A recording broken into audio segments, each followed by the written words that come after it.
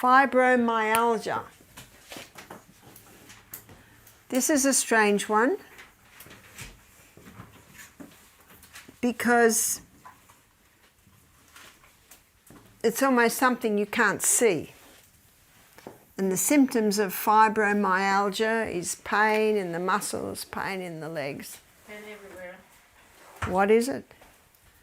And what are the causes? So what could possibly be the cause?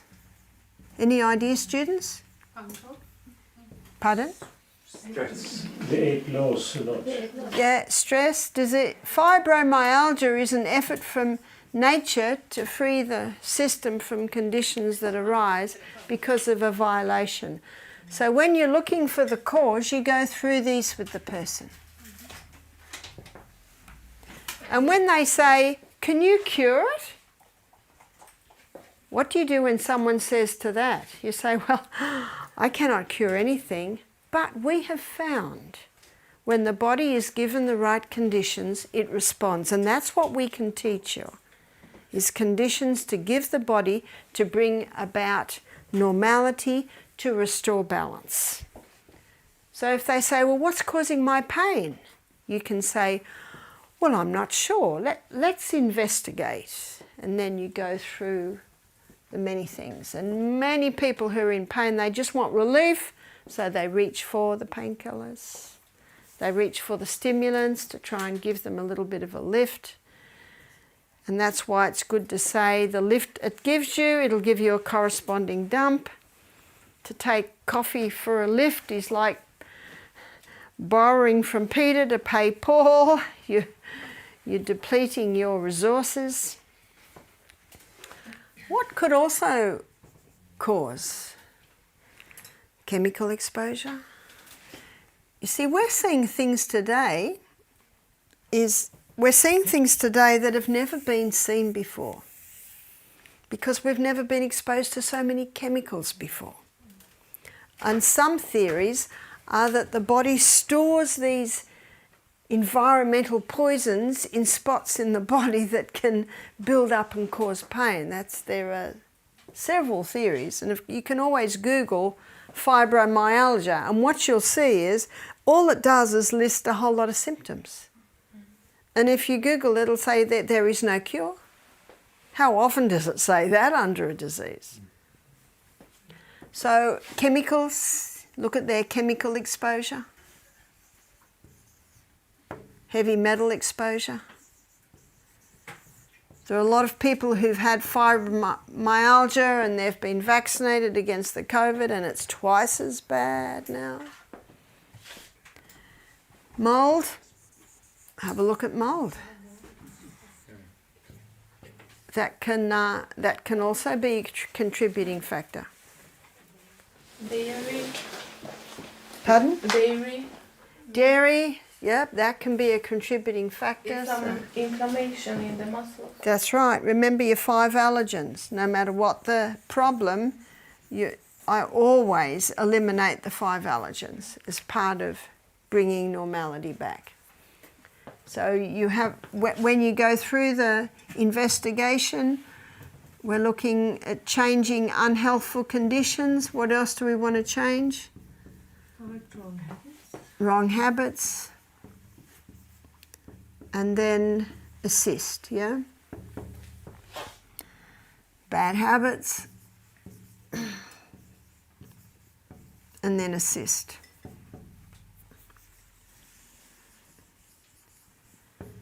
And a great additive to the health retreat is a steam sauna.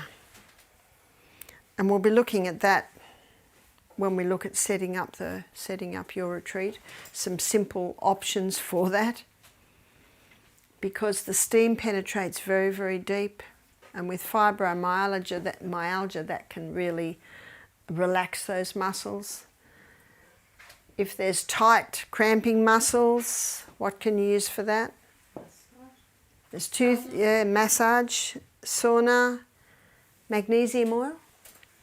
Magnesium oil can relax, yes? When you mentioned sauna, what about infrared sauna? Yes, infrared is quite good. But to do a steam sauna is a little cheaper to set up. I mean, you can even have a wooden chair and put a kettle under it. And put a sheet, you know, there are some very simple things you can do. But the infrared can be quite an expense. So assist could be detox. And that's where you're looking at your 2 days juices. 2 days on juices.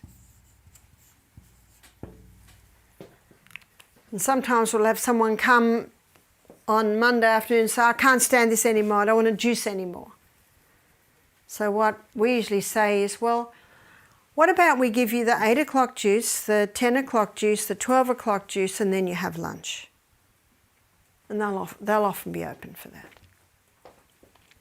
Because we say, please appreciate that our other guests are fasting, so we need to feed you somewhere separate. I was at a health retreat recently and the guests were fasting, and I gave a 1 hour lecture in the morning and a 1 hour lecture in the evening. And the guy that came to lecture, he came in with a bowl of food and was eating the food while he's filming. We wouldn't have agreed to that at our retreat. If you got to keep away from the guests when we're fasting. Yep. In fact, one of the guests said, "What are you doing? Well, how do you think we feel listening to you tap your plate every time the spoon?" You know, this lady said it like it is. The guy looked very sheepish. But it is true. Be very mindful of the guests when they're juicing. And we often find that that will work. It's talking to them and putting different options. Because the mind, it always works with the stomach. That's why if someone's not feeling well, I'll say to them, would you like another juice? No. Would you like some peppermint tea? Yeah, I'll try that. So the thought of it, it's almost as if the stomach and the mind are together will. And so we just go with what they say. Yes, I'll try that. So the 5 allergens have to go out. The 8 laws. Again, apply it to what that person can do. But detoxing is quite important with fibromyalgia because they're usually contributing factors. And remember, different people respond in different ways when the chemicals are in.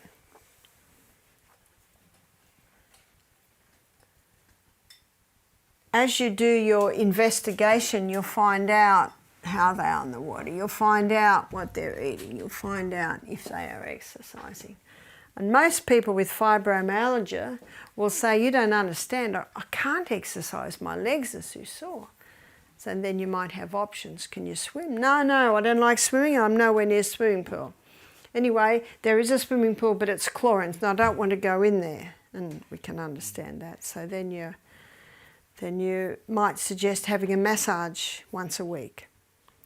And exercise the rebounder, because there's no jarring with rebounding. Yes? Could a keto program be applicable in this case? Possibly. It's not as important as with neurological, as with cancer. Cancer is very similar to the keto. So you'd feel your way, because some people, they're miserable with their aches and pains, and you know they don't want it to be that restrictive, and so you feel your way with it. Yeah. Is it the muscles, or is it in other tissues too? It can be in other tissues. Yeah. So gentle exercising, exercise bike. They might. Yeah, I could do that. Or sometimes I suggest they get a Pilates DVD, and you know it can go on the television, and the person takes them through a bit of a workout. And I always say to them, you won't be able to do everything, but just do the things that you can do. So you're making it reachable. You're just starting with where they're at. but some form. The body has to move. And then you could explain to them how when you start exercising, it causes more blood to go into the area, and more blood coming into the area brings more nutrition, more oxygen, more water, takes the waste out. So often with fibromyalgia, you've got build up in the tissues, and that's where the exercise is important, and also massage. But if they can't afford a massage, then you target more the exercise. And if they can't do much, even just a few minutes, a few times a day. So starting with what they can do.